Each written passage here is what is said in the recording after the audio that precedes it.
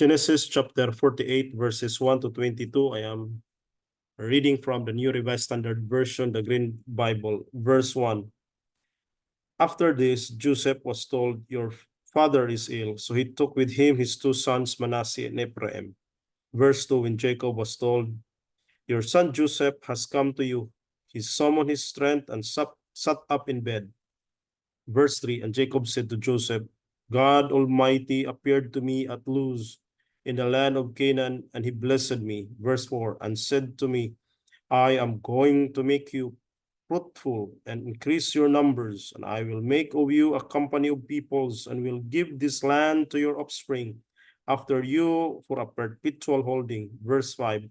Therefore, your two sons were born to you in the land of Egypt before I came to you in Egypt are now mine. Ephraim and Manasseh shall be mine, just as Reuben and Simeon are. Verse 6. As for the offspring born to you after them, they shall be yours. They shall be recorded under the names of their brothers with regard to their inheritance. Verse 7. For when I came from Padan, Rachel, alas, died in the land of Canaan on the way, while there was still some distance to go to Ephrat, and I buried her there on the way to Ephrat. Verse 8. When Israel saw Joseph's sons, he said, "Who are these?" Verse 9. Joseph said to his father, "They are my sons, whom God has given me here." And he said, "Bring them to me, please, that I may bless them." Verse 10. Now the eyes of Israel were dim with age, and he could not see well. So Joseph brought them near him, and he kissed them and embraced them. Verse 11. Israel said to Joseph, "I did not expect to see your face here. God has let me see your children also." When Joseph removed them from his father's knees, he bowed himself with his face to the earth. Verse 13. Joseph took them both, Ephraim in his right hand toward Israel's left, and Manasseh in his left hand towards Israel's right, and brought them near him. Verse 14. But Israel stretched out his right hand and laid it on the head of Ephraim, who was the younger, and his left hand on the head of Manasseh, crossing his hands, for Manasseh was the firstborn. Verse 15. He blessed Joseph and said, "The God before whom my ancestors Abraham and Isaac walked, the God who has been my shepherd all my life to this day." Verse 16.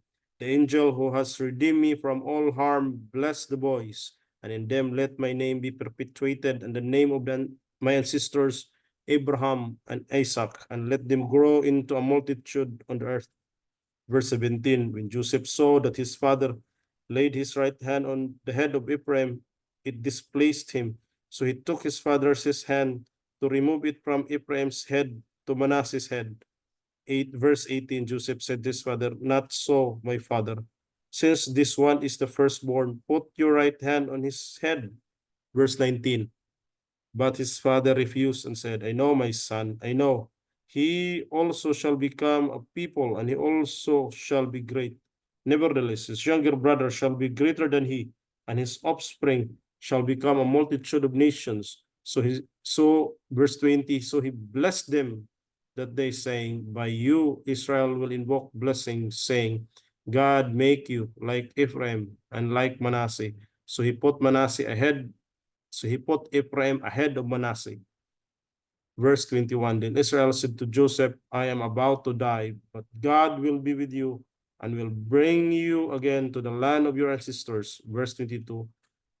"I now give to you one portion, more than to your brothers, the portion that I took from the hand of the Amorites with my sword and with my bow." Genesis chapter 48, verses 1 to 22. I'm reading from the New Revised Standard Version.